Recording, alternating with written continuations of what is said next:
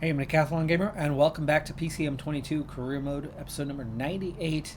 It's Milano-Sanremo with a solo breakaway man, which means this is the easiest day you could imagine sitting in the Peloton under these circumstances. This is such a long race, such a brutal race while profile is easy, but it's the length that really makes it tough. But with only a single rider off the front, catching him couldn't be easier, and the day couldn't have been an easier ride thus far. You can see nobody has expended energy on our team, and we've already got ourselves down to 60k to go. So Bausch is going to go get water for the final time, and then we are set up to go. Now there are two big hills, but this is ultimately a sprinter's race, and we are going to be pushing hard through there. But with how easy things have been so far, we should easily have full or near full capacity remaining when we get to the end on this one, or at least to the final climb anyway. That first climb, not too far away now though. This is not it. This is still just a little hill. Got one more little bump in the road, I think, right in the middle of town. Here's that bump in the road. Now let's start to slow down a little bit more. Let's also prepare for what is to come. I have excellent race day condition today, even better than what was expected, which was already a good expectation. Prepared well for this. This is one of our big races of the year, big objective. So a lot of guys came in with +3s, +2s, 1 +5 to the expected race day conditions. But the +19 we did get better than the +12 that was expected. So pretty dang good draw on this one, as we're seeing that first group of punchers trying to break free.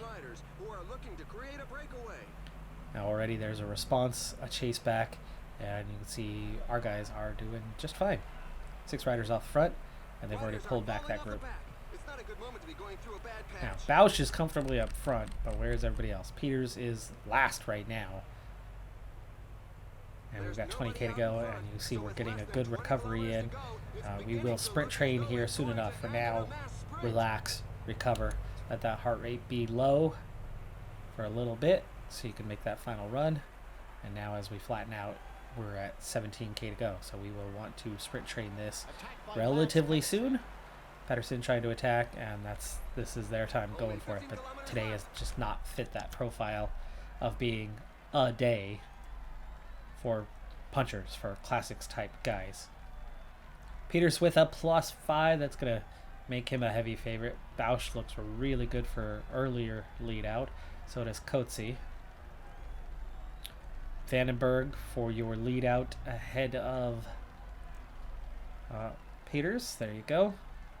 And then you've got Mikkels, also quite capable as a sprinter, but he's looking a little bit weaker on the other side of things. So maybe we'll go here, and then we'll get Taraskin and Farsi. Farsi on the flat right now. We'll get Taraskin for the early part of the climb, but that's gel for both of these guys. And Farsi is off and going. He's only a 71 flat. And you can see just how high the tempo is. Farsi just now starting to get forward. There's Mikkels. Coetzee. Peter Tarskin's the only one out of position right now, as Farsi's going to get up front and start to stretch the field out a bit. Tarskin, can you like squeeze through on the side here? Big crash splits the field, but those guys were too far back anyway. As we have 9k to go, and Farsi is done. Red bar wise, and Taraskin's gonna just continue right on. Farsi try to grab onto the back. Mikkels gel, we're looking at now 8.8k. Mikkels gets right on the back.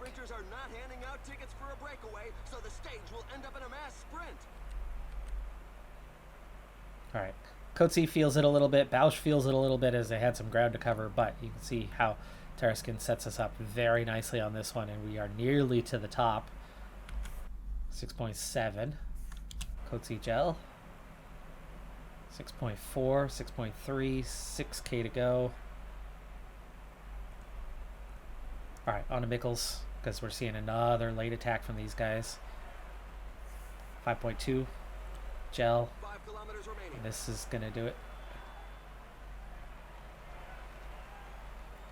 4.4, 4.1. Taraskin still right here. Taraskin, can you force somebody else to respond? Mickles, 2.4. Got to start his sprint. Coates's got to start his sprint. 2K out. Bausch coming in a little late. Vandenberg coming in a little late. And then Peters setting him up for his final run. Peters, can he get through? Can Vandenberg get through? Can we get a 1-2? We can. It's Vandenberg for the win. And Peters takes second ahead of Caleb Ewan. Mickles finishes well in the top 10. Bausch just misses top 10 with 11th. Coates in 12th. Taraskin in 16th. Wow, we crushed that one. Woo. A 1-2 Milano-Sanremo victory. What a start to the monuments. The first monument of the year goes our way, not only with the victory, but with a 1-2 finish. And, you know, a number of teammates up there, well placed as well. We set that one up well. And the guys with good race day condition got the job done. What's that old saying again? If at first you do succeed, take a kick in the teeth to make sure that you will not succeed again. No, that can't be it. Bit of a jest here because actually the weather is quite poor, leading to a pretty horrible general race day condition kind of across the board throughout the field. So we do take a pretty big, hefty negative on this one as we enter the first 4-star sector. It's E3 Saxo Bank. It is a sprint race, but it's a classic. You definitely have to have decent cobble rating or a really, really good day or really good protection to succeed on this one. But we do have a team capable of doing something now in the classics department where we did not previously. So we'll see if we can rack up 2 in a row. Yes, there were some other races in between that we didn't have success on over the last couple of weeks, but we're down to 120K, so it's a good time to stop and get the wata. Peters would be a guy we try to ride for on a day like this, but with a cobble rating of 63 and a -2 race day condition that lowers his stamina, it's like, no. We have enough close options to him in terms of the sprint that it's just quite clear that Peters is not going to win this race this day as we hit cobble sector number 3 and reach the halfway point of this race. For now, still cruising. For now, 4 riders in the break. 3-minute advantage for them. And it looks like the acceleration is on. So that gap not only will begin to shrink, but the remaining power of those 4 riders is going to wane, and eventually they will get caught on the sooner side rather than later. As you can see already, there's kind of a middle pack of classics riders that are trying to form yet another breakaway, and I just don't see that succeeding at this point in time. Not a lot of undulation here, but there are some short hills. Probably the longest climb of the day is right now 3.4 kilometers, 3.1%. It's not severe. That's why it's more about the cobble rating than it is about your climbing ability at a race like this. Mickles does have a +2. Taraskin has a +2. And then we also have Vandenberg on his 0 race day condition. So those are kind of the lead guys, along with Bach that we are riding for. Bach, even though he's got a -1, he's got a 76 cobble. He's got 74 punchiness and sprinted flat capabilities. And he's also my latest guy to level up. 64K, it's almost time that we get after water that final time. And actually, this is probably a good time to do just that. Guzman, a little too tired, Guzman. Uri is probably the best place to drop and get water. He's actually last place in the pack right now. We are seeing a split, and Uri really holds up to drop back and get water. Only 2 stars for this cobbled sector, but again, splits are possible. It's such a dangerous game to be playing at this point, trying to get forward. But Vandenberg needs to push harder to get forward, so we'll go 85 with him. Uri is, of course, doing the water. Mikkels needs up his effort as well. Back in contact, so Uri still working on the water. Trying to get up to Bach, Peters, Tarascan, and that's good. That's good. Now, for the moment, we see a split. Uri goes back to help his man and lost contact with him. Guzman is dropped. He's out. Vandenberg, unfortunately, with a 73 cobble rating, is going backwards real fast. Uri needs to be protecting. Mikkels just got dropped for no reason. Why? Hey, standing still. Doesn't even want to participate. There was no gap there. He just totally lost his head. Vandenberg, sprint. Cover that gap. Don't pull those guys with you. There you go. Go solo. And now, gap it. Uri gets dropped again. Yeah. Okay, go back. Go back and help these guys. Meanwhile, Peters is protecting Bach. Tarascan is hanging on. Get up behind Bach, and Bach hold position much better. 3 stars. Kreuzberg. Uri now helping Mikkels. So protect. Mikkels has made his way forward. Vandenberg is making his way forward. Back in contact here at the front. And both of these two, this is not necessarily their strong suit, but if you push a little harder, neither one has a good mountain rating, so they'll go a little faster here.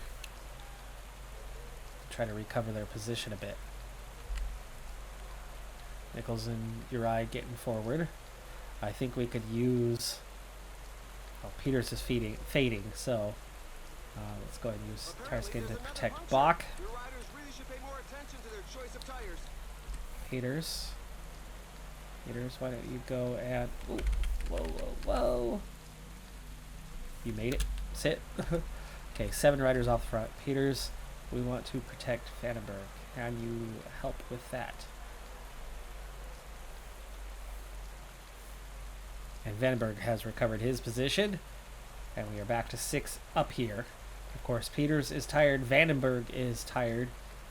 And we got a 3-star. And it's Paterberg. Calm it up.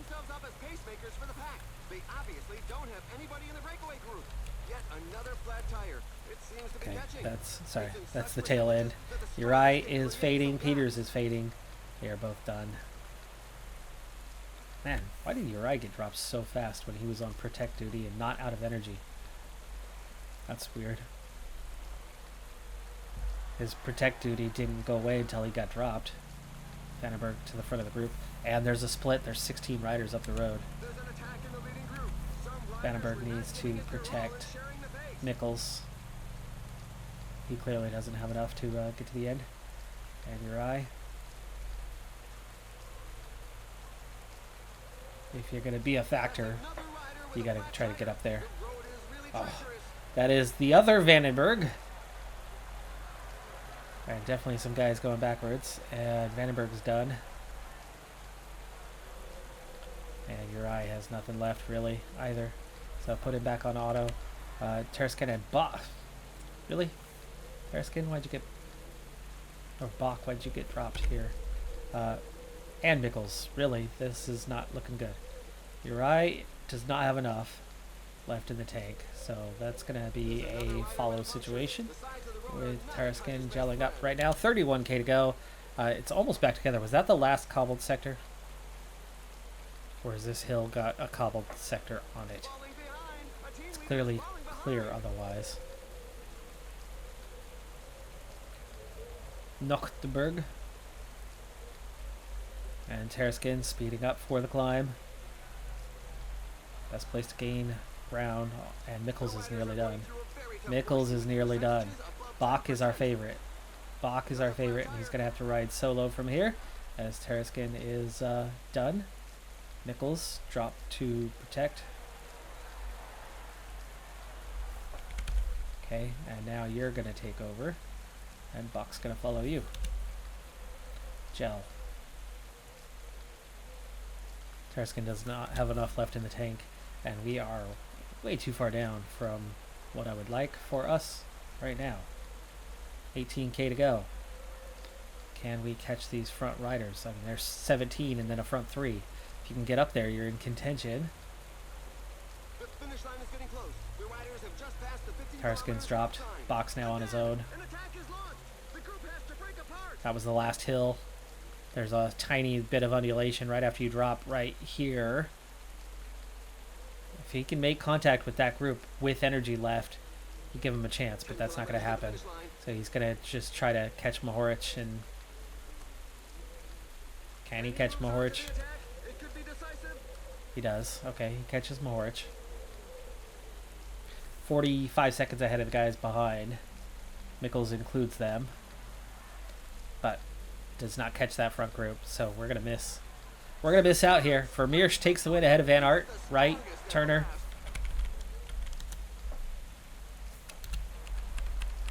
Mikkels comes bursting through for a top 25. Gets 22nd.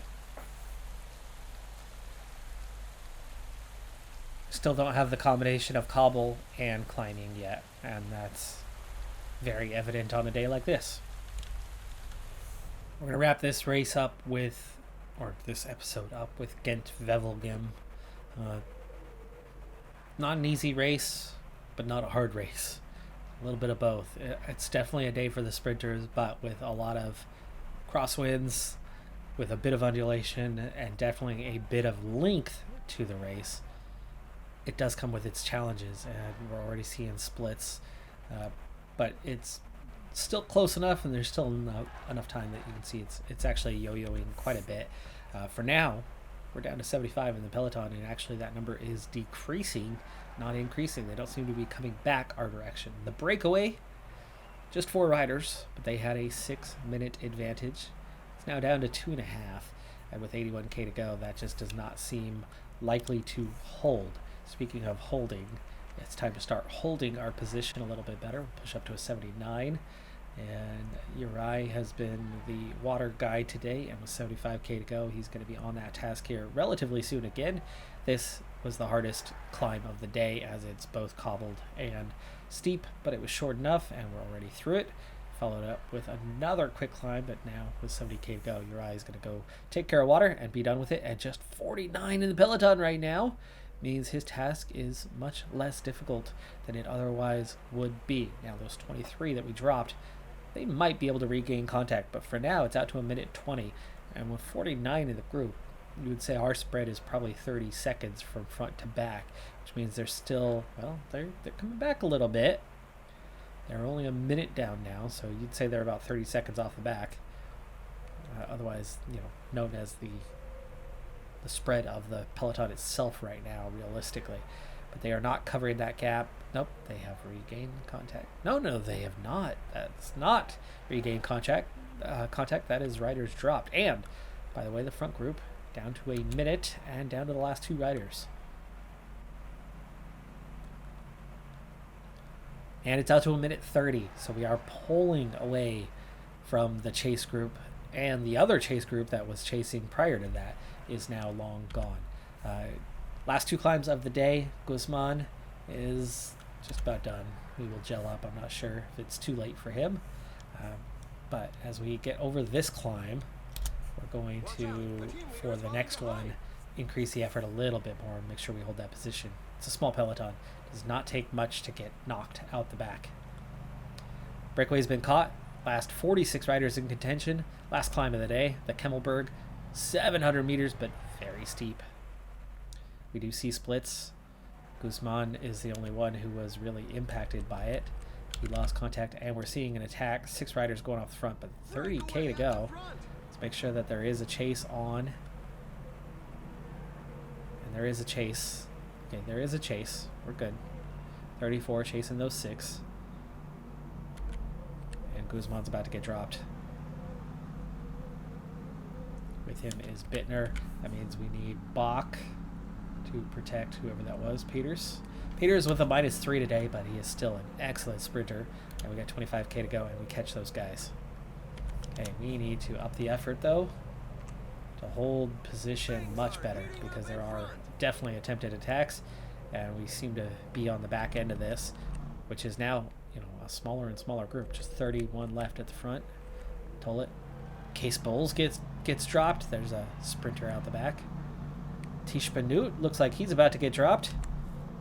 With Hajduk, we're down to 30, and nobody's off the front, by the way. 20k to go, and I've got sprint train capability coming up fairly soon. Uri is not going to last, but who are my other domestiques? Bach needs to gel up, because we are going to be responding very soon to stop these attempted breaks and put ourselves in sprint position, because right now it's sitting up.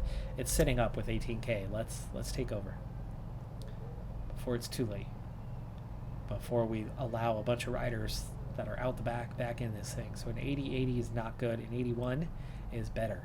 Vandenberg also struggling today, so both of those guys are going to end up being the lead out guys instead of the leaders. Tarskin with his +3, Bach with his +2, or do we want to reverse that? Reverse that, there you go. Uri doesn't have anything, so yeah, no. Tarskin and Bach taking over. Yeah, here comes the next attack, next acceleration, and now we are responding in kind, but we don't want to go crazy hard right now. We want to make sure that our guys are going to make it to the end. It's 16k, and we're already down technically 2 riders, and now officially 2 riders, as Uri gets dropped along with Collins, and you can see a number of guys at the back end looking like they're struggling to keep up right now. 28 left. 13k. Tarskin out of red bar, but he's got a little bit of yellow left, so he can keep up a decent tempo here, and he's done. So on to Bach. 10.8 for him. It's definitely 90 territory. The riders are entering the last 10 kilometers of the stage. Yeah, this tempo is keeping all the attacks away, and it's keeping these guys away from recovering. It's keeping others away from coming back, but it's not dropping anybody right now.